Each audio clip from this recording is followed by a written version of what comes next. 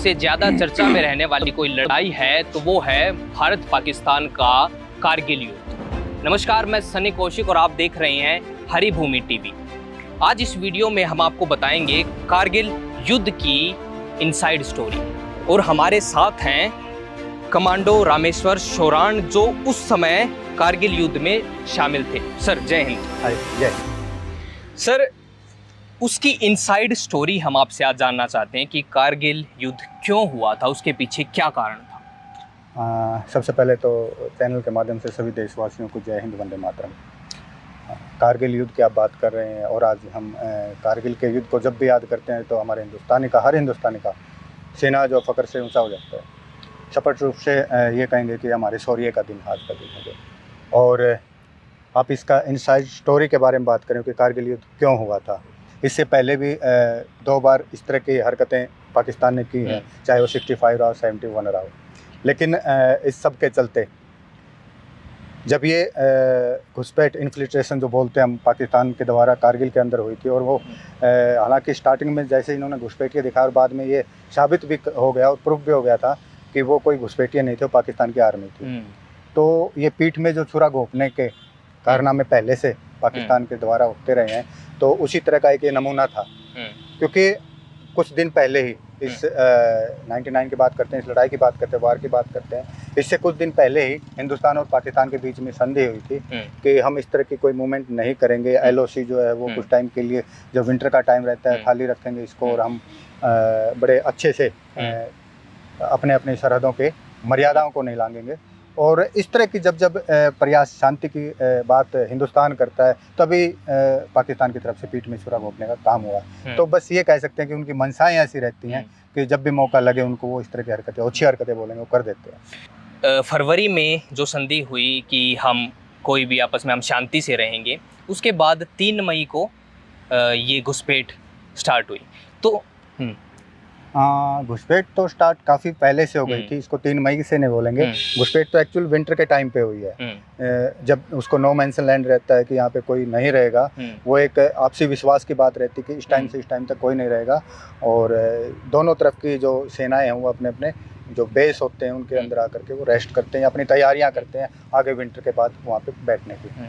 तो ये तो पीठ में छुरा घोंपने का काम था और तकरीबन पूरा विंटर उन्होंने ये इसको अंजाम दिया है। और रही बात 3 मई की, तो आप मई का जब नाम ले रहे हो तो उस टाइम पे तो एक्चुअल जब अपनी एक रूटीन पेट्रोल जो रहती हैं डिफेंस की तरफ से, वहाँ पे जब उनकी हरकतें दिखाई दी और उसके बाद फिर पेट्रोल को आगे बढ़ाया गया और उनका उस पेट्रोल को घेर करके उस पर फायरिंग करना, तो उसके बाद साबित होता है कि यहाँ पे ये एरिया अब खाली नहीं है, यहाँ पे दुश्मन है जो आकर के बैठ गया है। और उसके बाद पूरा का पूरा जो एपिसोड आप सबको मालूम है क्या हुआ था कारगिल और किस तरह से उसमें कितनी कुर्बानियाँ हुई थी और किस तरह से शहादतों के बाद इस जंग को जीता था हिंदुस्तान। मैं आपसे ये जानना चाहूँगा कि बतौर वहाँ सैनिक जब यूनिट्स को किस तरीके से ये पता चला या वो क्या माहौल वहाँ होता है कि किस तरीके से पता चला कि कौन सी यूनिट वहाँ जाएगी? इंटेलिजेंस काम करते हैं वो दोनों देशों की तरफ से होता है। कोई भी देश अपने सीमाओं के ऊपर ये सारी चीज़ें कंटिन्यू अपना हिसाब रखता है। और रही बात वो कैसे पता चला, इसको ज़्यादा गहराई में ना जा करके हम इतना कहेंगे कि वो हमारे इंट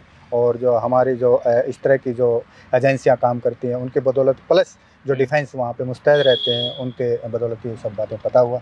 और पता होने के बाद जो कार्रवाइयाँ करनी थी वो बिल्कुल अच्छे से उसका माकूम जवाब हिंदुस्तान ने पाकिस्तान को दिया। कितने दिन ये युद्ध चला? देखिए, युद्ध का अगर हम बात करें तो ये 2 महीने से ज़्यादा ही गया है, क्योंकि 26 जुलाई जो आज का दिन है, इस दिन को हम विजय दिवस के रूप में मना रहे हैं और ये हमारे पारंपरिक जो एक शौर्य रहा है उसी का आज हम एक किस्म से बोल सकते हैं कि ये दिन हमारे लिए इतिहास लिखने जैसा था।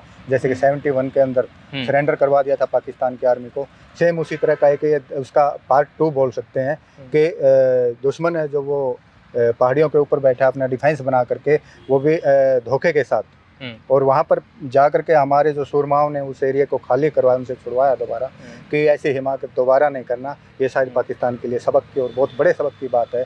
अगर वो दोबारा भी ऐसे कोई फन उठाने की कोशिश करे तो हिंदुस्तान आराम से उसको कुचल देगा। ये हमारा विश्वास और आत्मविश्वास की बात है।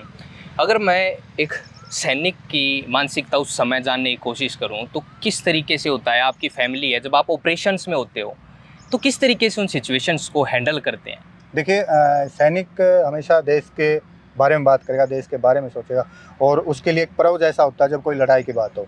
क्योंकि एक सैनिक जब यूनिफॉर्म डालता है, वर्दी डालता है, तो उसके बीच में उसका एक ही मकसद रहता है कि कब मुझे मौका मिले अपने माँ भारती की सेवा करने का, या देश प्रेम की बात जो हम अपने लिटरेचर में पढ़ते हैं या अपने एजुकेशन में जब हम लोग उसको अडॉप्ट करते हैं, तो वो एक मौका रहता है एक सैनिक के लिए कि कब मेरे को अपने आप को प्रूव करने का मौका मिलेगा कि मैं कहीं ना कहीं वतन के काम आया।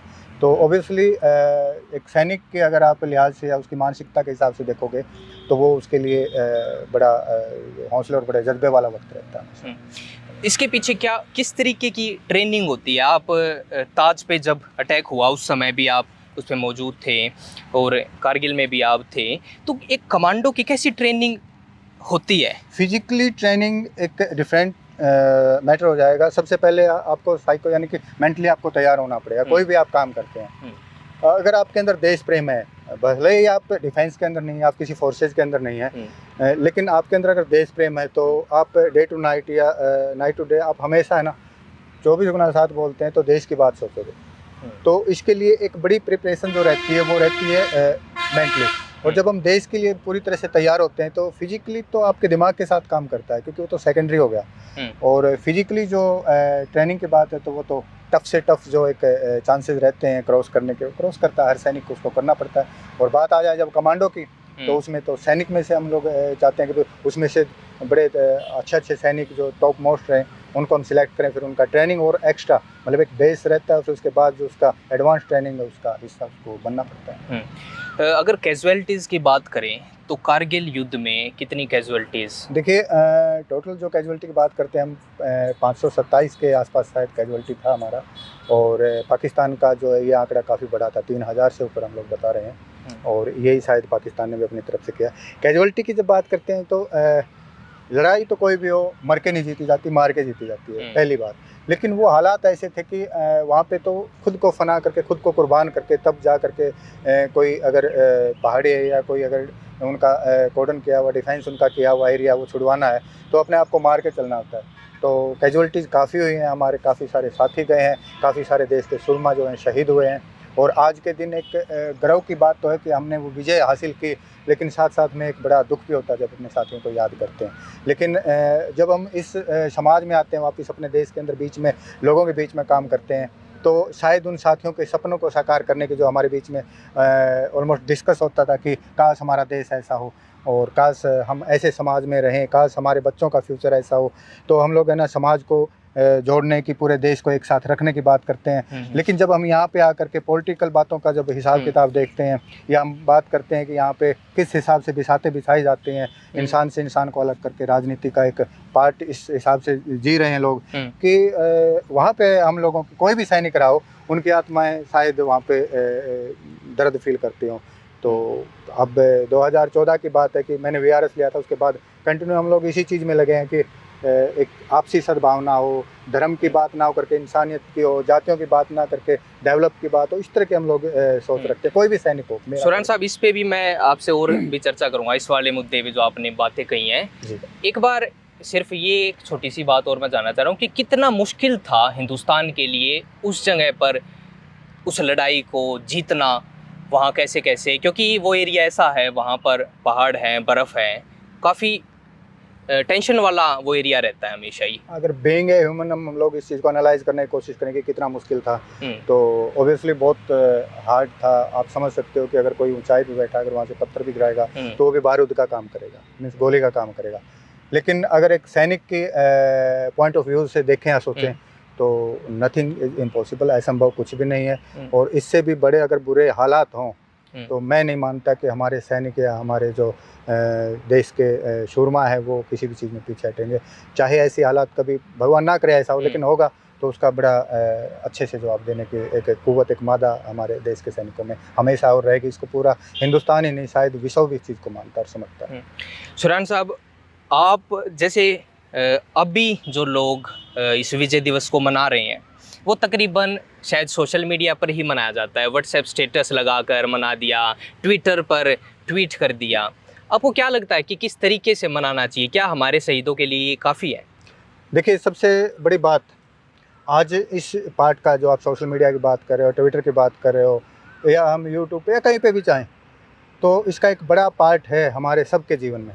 लेकिन अगर इसी को हम, इसके दो तरीके हैं, पॉजिटिव और नेगेटिव। अगर हम इसको पॉजिटिव तरीके से हैंडल करें तो एक बड़ा प्लेटफॉर्म है अपनी बात रखने का भी और लोगों तक अपनी बात पहुंचाने का और समझने के लिए भी, जो उस पर लिसनर है या उसके जो देखने वाले हैं, तो ऑडियंस के लिए भी वो अच्छी जगह है। लेकिन मैं अब जब बात सोशल मीडिया की आ रही है तो मैं आपके चैनल के माध्यम से गुजारिश करूँगा, जब हम देशभक्ति की बात करते हैं या पेट्रियोटिज्म की बात करते हैं, हम भगत सिंह की बात करते हैं, बात करते हैं हम अपने सुभाष चंद्र बोस की बात करते हैं, महात्मा गांधी की बात करते हैं, या किसी भी ऐसे लीजेंड की बात करते हैं जिन्होंने देश के लिए अपना सर्वोत्तर न्यौछावर किया, या हम किसी सैनिक की बात करते हैं, तो सबसे पहले तो हमारे को एक अच्छा इंसान बनना जरूरी है अगर हम देश की बात करें।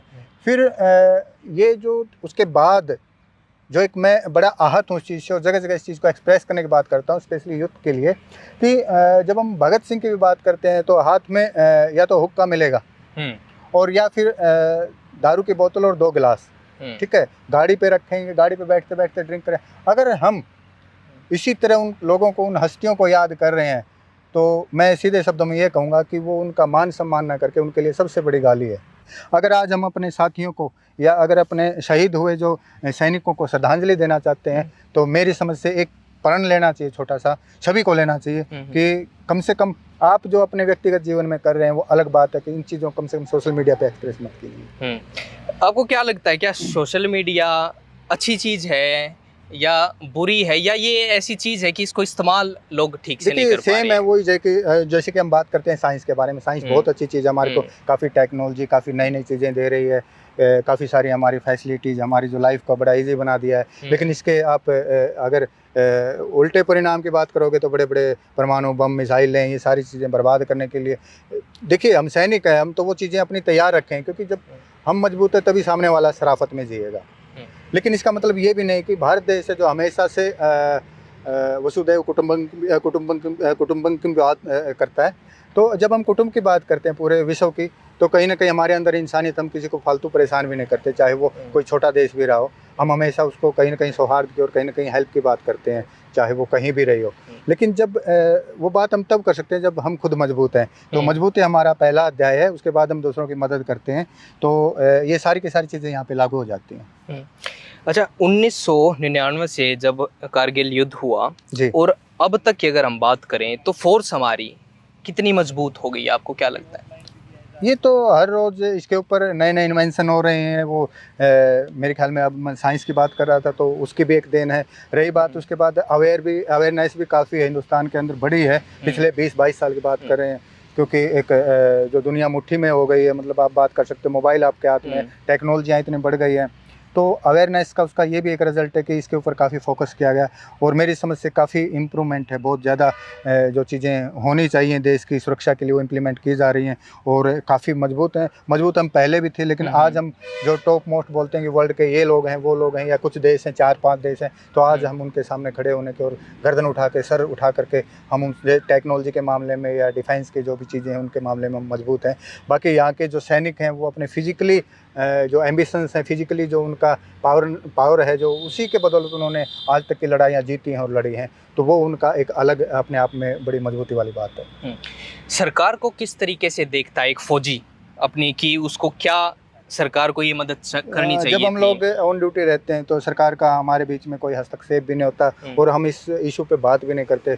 पर जब हम लोग वीआरएस लेने के बाद या आफ्टर उसका जो जॉब रहता है उसके बाद वो इस दुनिया में वापस कदम रखता है, मैं स्पष्ट रूप से कहना चाहूँगा, तो सबसे पहले तो उसको इस चीज़ का, एक फ़ौजी की बात करूँगा मैं, स्पष्ट रूप से ये दर्द रहता है कि बड़ी राजनीति, क्योंकि हम लोग जब वहाँ पे सरहदों पे खड़े होते हैं तो पूरे हिंदुस्तान की बात करते हैं, पूरे हिंदुस्तान हमारा घर होता है, लेकिन यहाँ पे आकर के मैं वहीं पे फिर आ जाऊँगा, धर्म में बढ़ जाते हैं, जातियों में बढ़ जाते हैं, परिवारों में बढ़ जाते हैं।